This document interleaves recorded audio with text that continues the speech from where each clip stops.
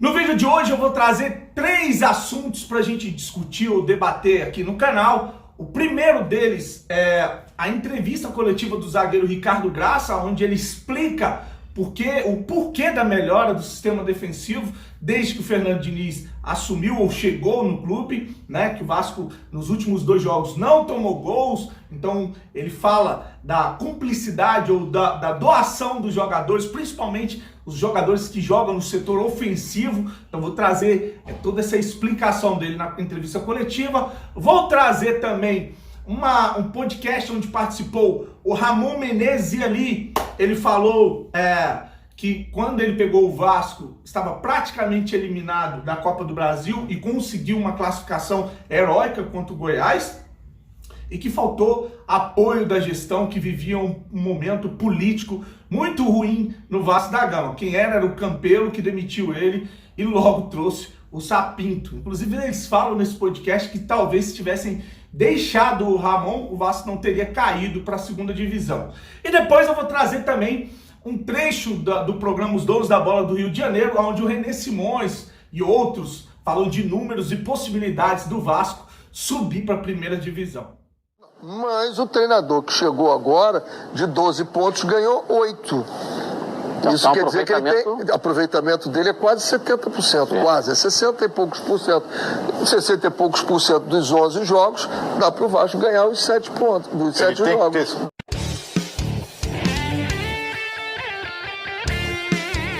Vascaíno do Cerrado.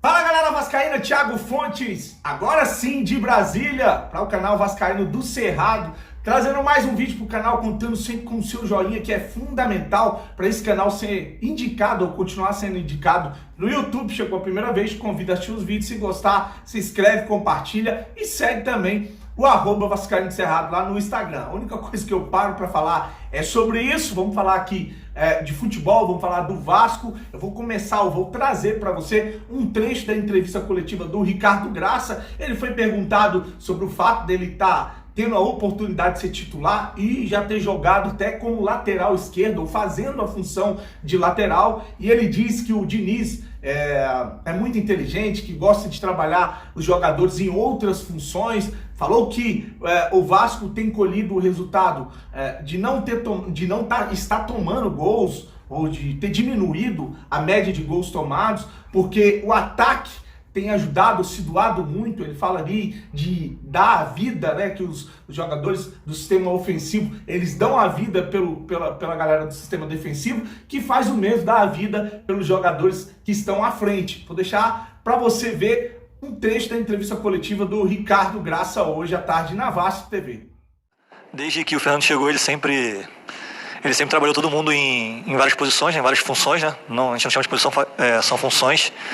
E durante os jogos, né, foi preciso me jogar para a lateral esquerda como improvisado. Se tiver que fazer para ajudar o Vasco, eu faço, não tem problema nenhum com isso. Minha posição de origem é zagueiro, eu gosto de jogar de zagueiro, mas se tiver que jogar na lateral, na direita, qualquer lugar, para ajudar o Vasco, o importante é jogar e ajudar o Vasco.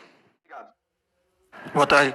Com certeza, né? Se você tem a bola, você não é atacado. Se você está com a posse de bola, o time adversário não te ataca. Então, com certeza, você tendo mais com a posse, a chance de você tomar gol é muito menor do que você com a bola com o adversário. Então, com certeza, isso ajudou bastante. Mas, voltando a repetir o que eu falei anteriormente, o pessoal da frente ajuda bastante, eles dão a vida pela gente, e a gente também dá a vida por eles, é um conjunto, né? Foi o que eu falei, não é só a linha de 4, é o time um todo. Todo mundo está com o mesmo objetivo, então isso facilita bastante, e se a gente continuar assim, com certeza, lá na frente a gente vai colher os frutos. Seguindo o vídeo, eu vou trazer para vocês agora um trecho do programa Os Donos da Bola do Rio de Janeiro, onde eles estavam discutindo a possibilidade do Vasco subir a primeira divisão. Que o Vasco tinha 3% de chance de subir, agora tem 9% de chance de subir. De 11 jogos precisa ganhar 7.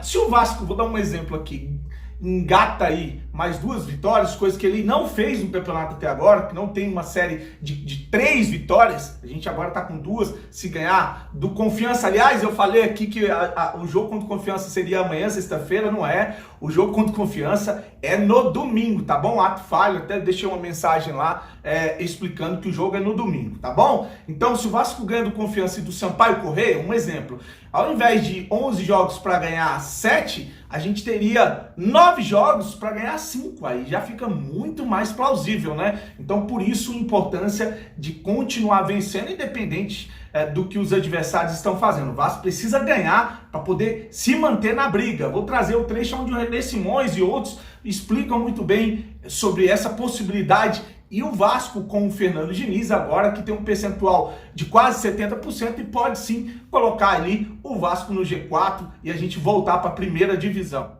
Isso aí. E aí, Ronaldo? Edilson, o Vasco só tem um objetivo. Todos os jogos daqui para frente serão decisivos. Ele não pode pensar, vai jogar com Confiança, ele não pode pensar em empatar lá em Aracaju. Não pode. Empate é um péssimo resultado, porque aqueles que estão na frente estão ganhando. Então a diferença hoje do Vasco para o quarto colocado são 6 pontos. 6 pontos representam 2 rodadas. Automaticamente, se tem 11, representam 2 jogadas. E ele tem um clássico com o Botafogo. Então, tem jogos que vai jogar fora com o Guarani. Mas o Vasco só pode pensar nisso. Vai jogar com Confiança, temos que ganhar. Depois joga com outro, temos que ganhar. Só isso. O Vasco tem hoje no campeonato 49,8% de aproveitamento, 50%.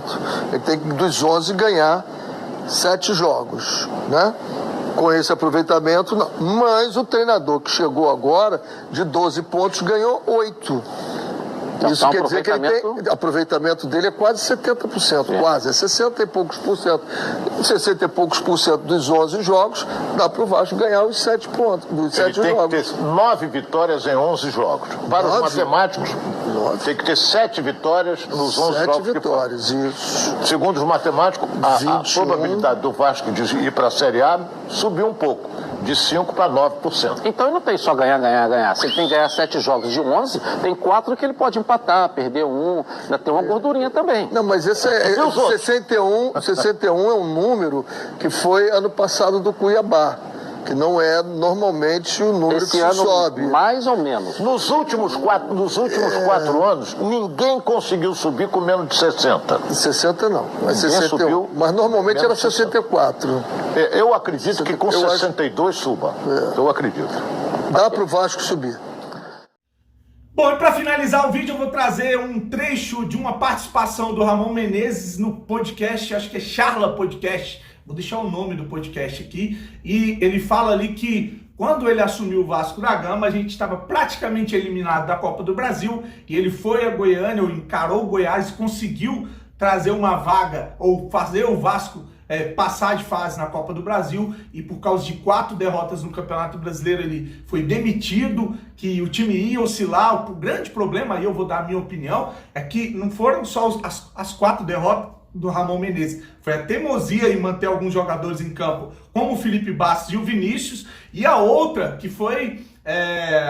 O Vasco já estava jogando ruim mesmo quando estava ganhando, estava tendo sorte e conseguindo as vitórias, mas a gente fazia lives de pós-jogo já questionando a falta de criatividade no meio de campo do Vasco, a falta de pegada, mas a bola estava entrando, né? Então, não foi, para mim, na minha opinião, não foram só as 4 derrotas. Teve ali jogos, mesmo que o Vasco ganhou, que não conseguiu convencer o torcedor vascaíno. Uma pena que o Ramon é um grande ídolo do Vasco, vai continuar sendo ídolo, mesmo que não deu certo como treinador, mas ele fala que o momento político também foi um dos motivos pelo qual ele foi mandado embora, porque ele não tinha apoio dos gestores. No caso, era o Alexandre Campelo, que queria ali uma possibilidade de uma reeleição, então não titubeou, mandou ele embora e trouxe o treinador português, que eu acho que o treinador português foi um grande erro no ano passado, que colaborou muito para que o Vasco descesse para a segunda divisão.